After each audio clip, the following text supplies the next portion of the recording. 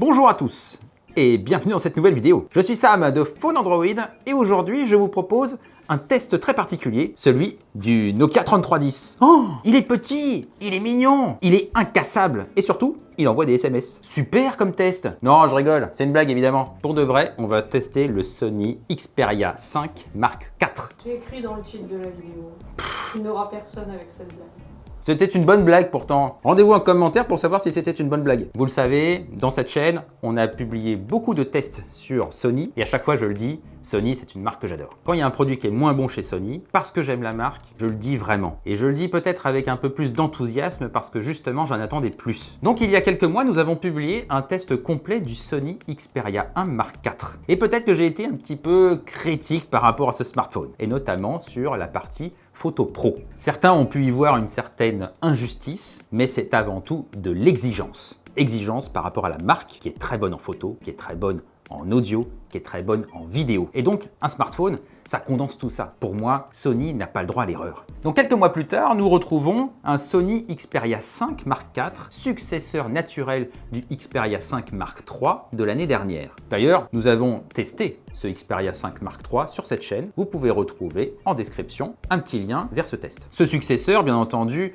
a des améliorations et aussi un petit changement tarifaire. Ce smartphone est proposé à 1049 € avec 8 Go de RAM et 128 Go de stockage, soit 50 € de plus que son prédécesseur. Est-ce que ce qu'il y a là-dedans, finalement, vaut les 50 € de plus? C'est ce que nous allons voir, bien évidemment, dans ce test complet. Mais avant cela, deux petits rappels, bien entendu. N'oubliez pas que nous organisons toujours le calendrier de l'Avent de Phone Android. Rendez-vous sur notre page Facebook pour voir toutes les modalités pour avoir une chance de gagner chaque jour un cadeau. Et des super cadeaux d'ailleurs. Et comme toujours, pensez à soutenir notre chaîne avec un pouce vers le haut, avec un abonnement et avec une clochette. Car plus on est de fous, plus on rit. Allez, c'est parti pour le Xperia.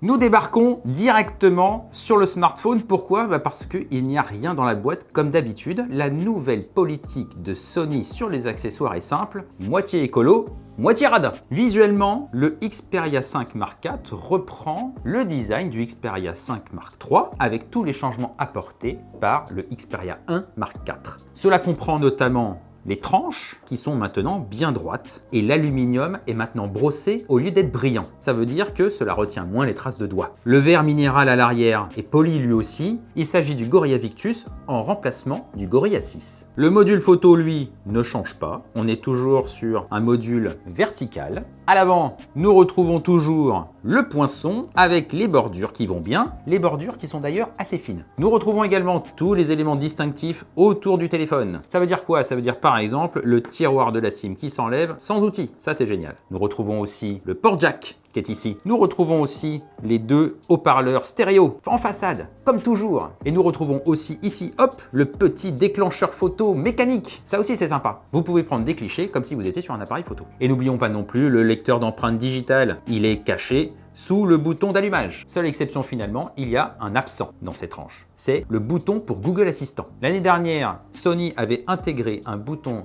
Google Assistant sur la tranche, un bouton qui ne servait quasiment à rien parce qu'il était redondant. Et bien heureusement, ici, il disparaît. C'est un design très classique pour Sony, c'est vrai, mais c'est un design qui est aussi très distinctif par rapport à la concurrence. Moi, j'aime beaucoup ce design et j'aime bien aussi ce format parce que le Xperia 5 Mark IV tient bien en main, il est facile à utiliser avec une seule main et franchement, c'est très agréable de l'utiliser. Passons maintenant en façade, on va regarder l'écran.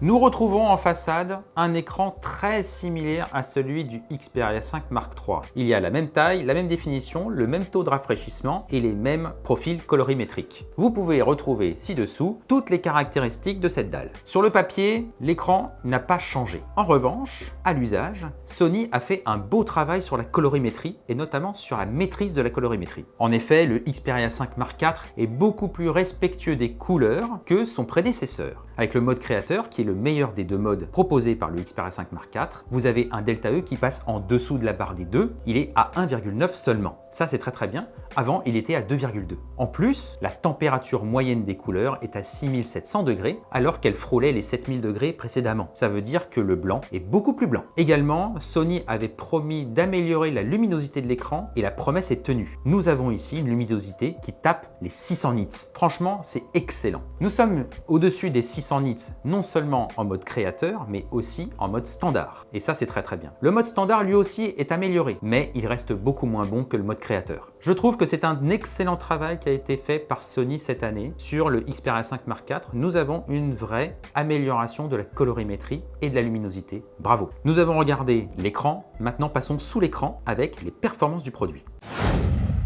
Sous le capot, le Xperia 5 Mark IV profite quasiment de la même configuration que le Xperia 1 Mark IV. Ça veut dire qu'on retrouve le Snapdragon 8 Gen 1. Il est accompagné ici de 8 Go de RAM, soit autant de RAM que le Xperia 5 Mark III, mais 4 Go de moins que le Xperia 1 Mark IV. C'est toujours ainsi, le Xperia 1 a toujours une meilleure configuration que le Xperia 5. Mais cela n'a pas trop d'incidence sur les performances. Avec les benchmarks, nous obtenons des scores qui sont très similaires à ceux du Xperia 1 Mark IV, et ça c'est très bien. Bien sûr, les téléphones sous Snapdragon 8 plus Gen 1 obtiennent de meilleurs résultats parce que la plateforme est moins énergivore et qu'elle dégage moins de chaleur. Ça veut dire que le processeur peut aller un peu plus vite et donc obtenir de meilleurs résultats. Cependant, le Xperia 5 Mark IV est quand même très performant. Il permet de jouer très confortablement, même à Genshin Impact avec les graphismes au maximum. Par défaut, Genshin Impact se positionne sur les graphismes modérés, comme toutes les autres plateformes Snapdragon 8 ou 8 Plus Gen 1. La stabilité de la plateforme est également assez bonne. La baisse de performance du processeur entre le début et la fin d'une période de jeu oscille entre 30 et 40%. Cela dépend évidemment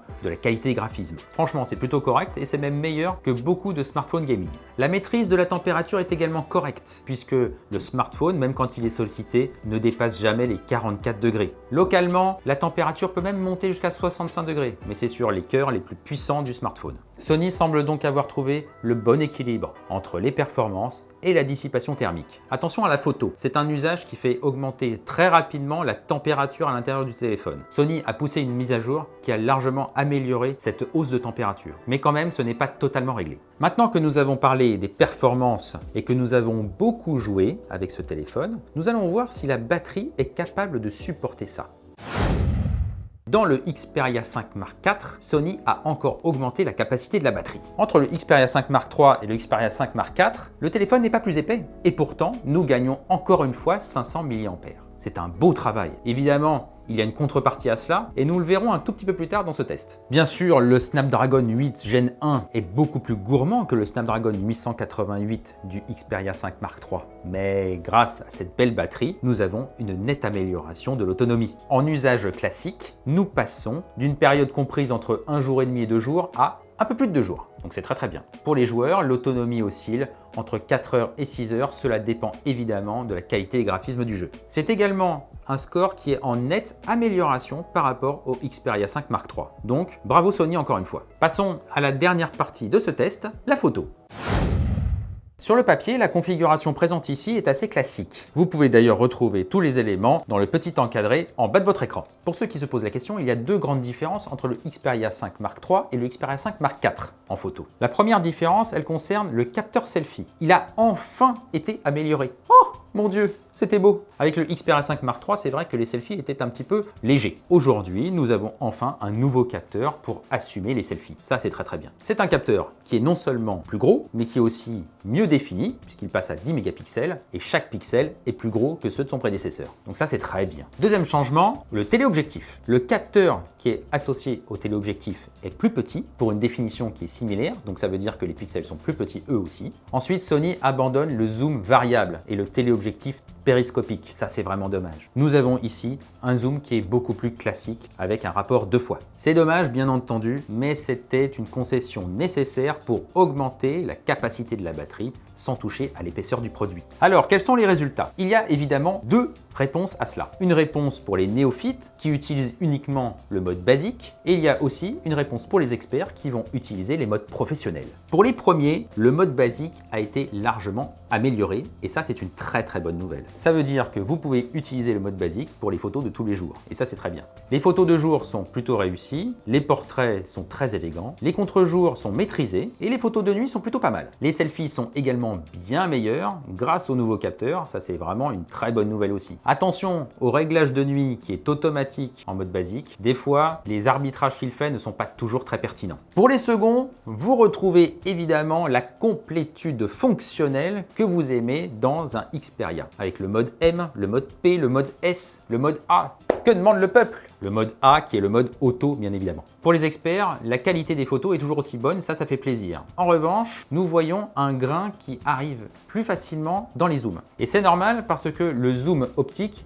est moins profond, 2 fois seulement, au lieu de 3,3 jusqu'à 4 fois. Il y a du grain et il y a ici moins de lumière. Et ça aussi, c'est vraiment dommage. Parce que le capteur, il est plus petit, les pixels sont plus petits et donc il capte moins de lumière. C'est normal. Sinon, l'expérience est globalement très satisfaisante et ça fait plaisir. Alors, que penser du Xperia 5 Mark IV? Il y a deux réponses encore une fois, la réponse objective et la réponse subjective. Objectivement, le Xperia 5 Mark IV reprend les bases du Xperia 5 Mark III tout en améliorant la recette. Et aussi, il gomme certains des défauts du Xperia 1 Mark IV. Et ça, c'est une bonne nouvelle, surtout sur la photo où les néophytes peuvent plus facilement faire de belles photos avec le mode basique. C'est une très bonne nouvelle. L'augmentation du prix, elle est maîtrisée. Et puis, elle est justifiée aussi par les améliorations sur l'écran, sur les performances et sur l'autonomie bien entendu. Et même si la suppression du téléobjectif avec le zoom variable est vraiment dommage. C'est la seule concession qu'il fallait faire ici, mais j'ai toujours un petit pincement au cœur là-dessus. Alors c'est quoi la réponse subjective? C'est que j'adore ce produit finalement. C'est un produit qui est maîtrisé, c'est un produit qui est élégant, c'est un produit qui est compact, c'est un produit qui est performant, c'est un produit qui est facile à utiliser à une main. Super ce produit-là, non? Le Xperia 5 Mark IV est pour moi certainement l'un des meilleurs deals chez Sony sur ces 2 dernières années. Il souffre lui aussi de la concurrence chinoise, mais peut-être qu'il arrive à être un meilleur adversaire au Xiaomi, au Oppo, au Vivo et au Honor. Voilà qui conclut cette vidéo sur le Xperia 5 Mark IV. Merci beaucoup de l'avoir suivi jusqu'au bout. J'espère qu'elle vous a plu. Si c'est le cas, lâchez-nous un like, ça nous fait toujours plaisir. Si vous avez une question, rendez-vous en commentaire comme d'habitude. Sinon, on se retrouve très bientôt sur la chaîne Phone Android. D'ici là, portez-vous bien.